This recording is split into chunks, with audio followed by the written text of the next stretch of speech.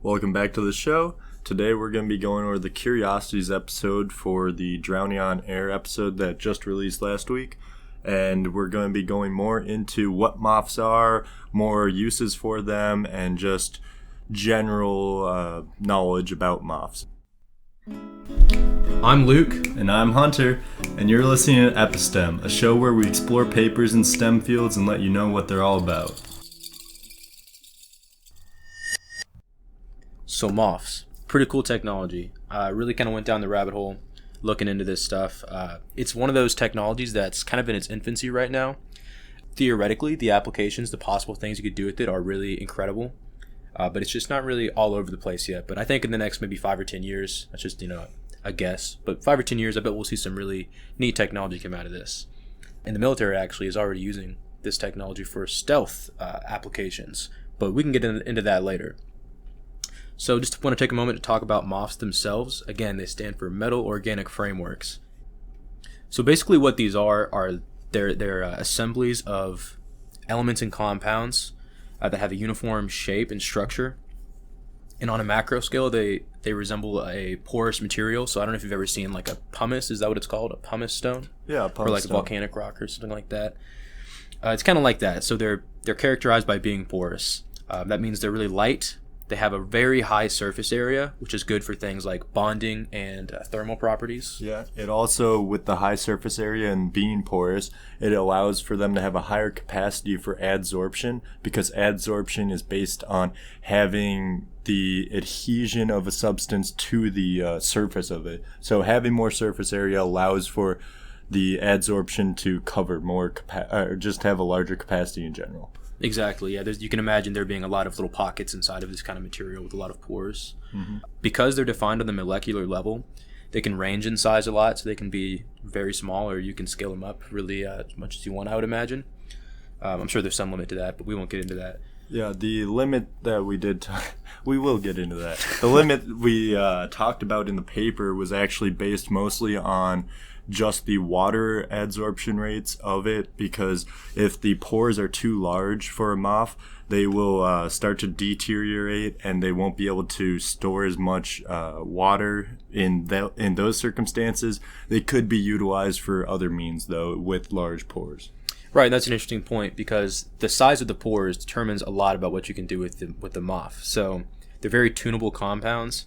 You can control the size of the pores. You can control other characteristics of the material based on what you put into the pores. So you can fill it up with, in the paper that we talked about last week, water. But there's other things you could put into it to make it more electrically conductive, more thermally conductive, to really just get whatever properties you want out of it. Because it has a very porous, light structure that can be kind of infiltrated by something, and you could fill it up with something. It's basically just kind of like a composite material with whatever you want to fill it with, and you can just piggyback properties between the MOF and whatever you're putting into the MOF, if that makes any sense. So you can get a lot of really interesting combinations of properties out of these things. Exactly, and with that you get a lot of different uses out of it. One of the really cool uses that we were looking into post episode is the use of MOFs for carbon capture. So being able to capture carbon, which is very beneficial, and going along the lines of our sustainability series, to actually take that out of the atmosphere or whatever means, wherever they have a MOF system set up, and being able to store that carbon and then possibly be reutilizing it for energy later on. Right, and just for some context, I suppose, carbon in the atmosphere, how does that relate to sustainability? What it comes down to is hydrocarbons, which is what we burn for fuel most of the time, coal, natural gas, oil, things like that.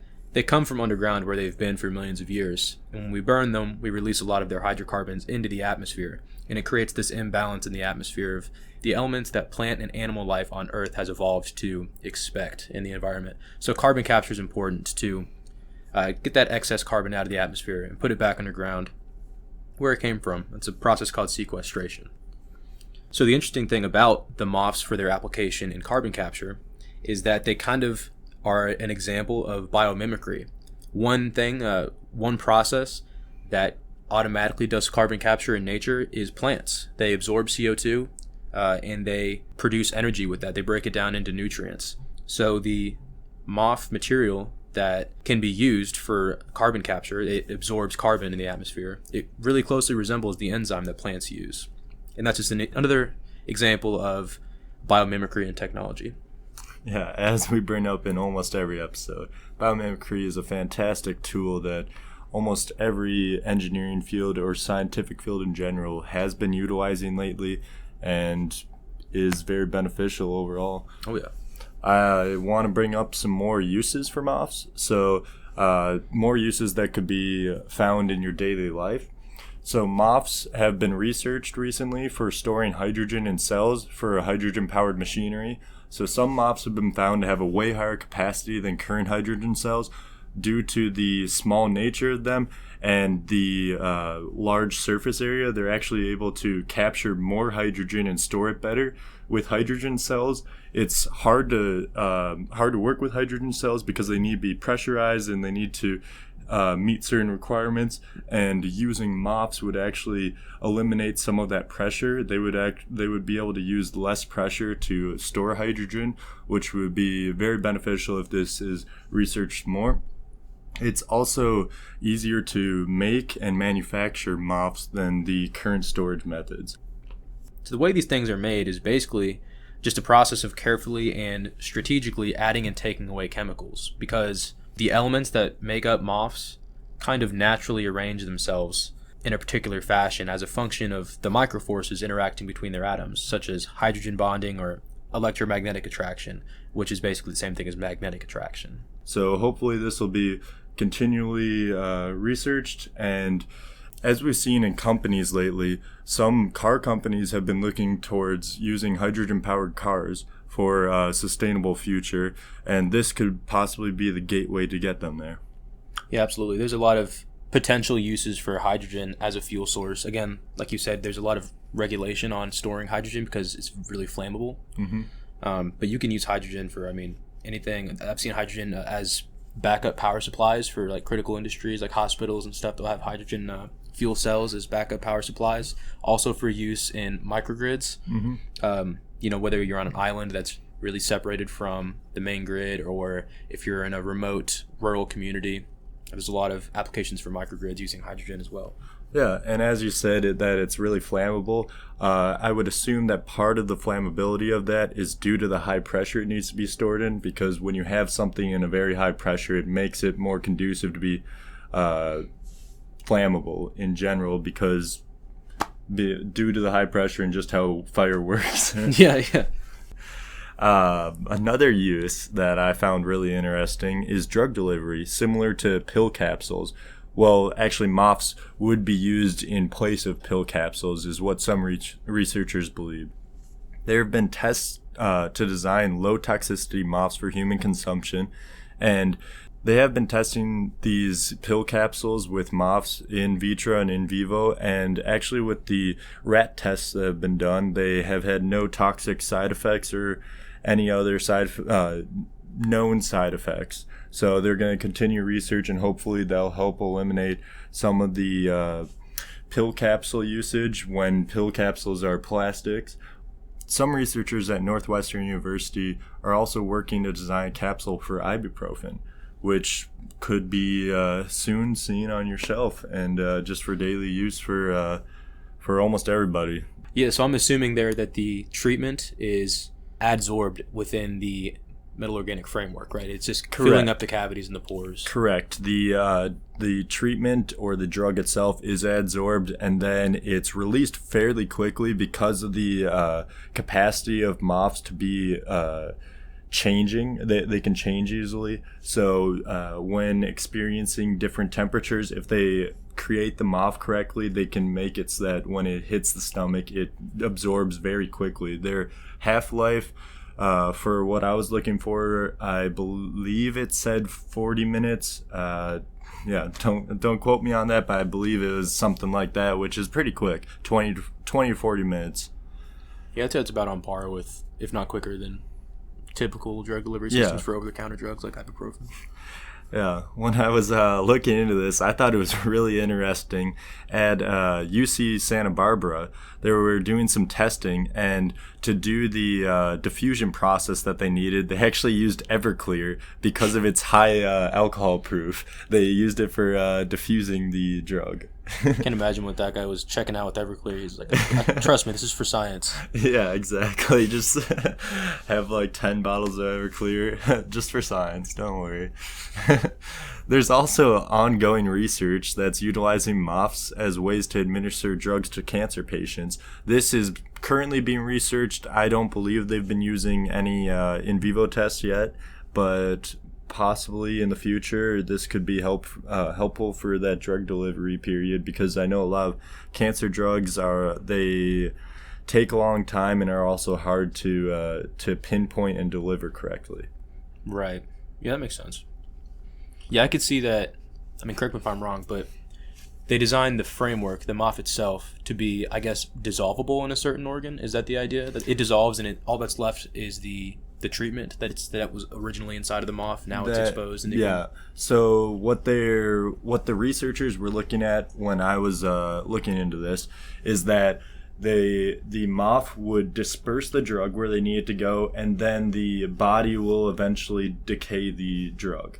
Okay. It's or the MOF itself. Right. That's one of the benefits. Is it's a metal organic framework, so it's not like a little frame of copper floating around in your blood. It's got some metallic elements. It's got some organic atoms. It's a composite material. Exactly, and this could potentially be better than most plastics or polymers being used nowadays, because there have been studies found that there are microparticles of plastics within a lot of people. Well, I think in almost everybody. It just depends on how dense the amount of plastics are. But that's going to be detrimental to people's health in the future, I'm sure. And hopefully this could eliminate that or help subside that. Right. I've also read something about that before, how plastic never really goes away after it's been manufactured. It just breaks down into smaller and smaller sizes, and then it can start disrupting microorganisms. Mm-hmm. Which may not sound like a big deal. It's kind of a pun. Those microorganisms feed large organisms. It can scale up. So the more we can replace plastic with similar or better performing organic compounds, the sooner we can do that, the better. Mm-hmm. So one other application that I personally have seen multiple times would be in humidity control units, or humidity packs, as they're more commonly known. I already mentioned this in the episode, but I'll talk about it a little bit more here. If you've ever seen somebody put some kind of humidity control device into the sound hole of an acoustic guitar, or maybe in a cigar box, the idea here is that that product, the guitar, the cigar in this scenario, has an ideal humidity. Maybe the cigar has been dried out because it's been left out too long and you want to rehydrate it. You could use a humidity pack to rehydrate it. So the way it works is the humidity pack has special kinds of salts in it which have a natural saturation level, and they kind of automatically regulate the humidity in the environment that they're in by either drawing in or expelling moisture until an equilibrium is reached.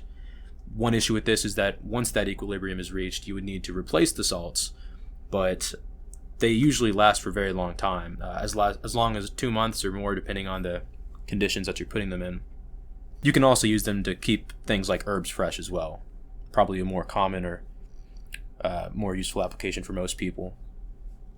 By the way, if you're interested in this subject, you should look into a field called Reticular Chemistry, which is basically the chemistry around metal organic frameworks, the more in-depth hard science behind how all of this really works, and how you build these things, how they come about in the first place. Because just to reiterate, this technology didn't really take off until the late 90s, so it's very new. There's a lot of really crazy potential for it. And I know I mentioned something about using this technology for stealth, but you're just going to have to stay tuned if you want to hear more about that, because it is going to be involved with another research paper that's coming up in a few weeks. Hey, thanks for listening today. This has been a pretty cool Curiosities. I'm glad we've learned more about MOFs, and hopefully you did too. If you want to help us out, you can hit up our Patreon at patreon.com/epistem. Follow us on Instagram at epi.stem. And if you have any comments, questions, or concerns about this episode or episodes in the future or past, you can email us at epistem.pod@gmail.com. Thank you for listening.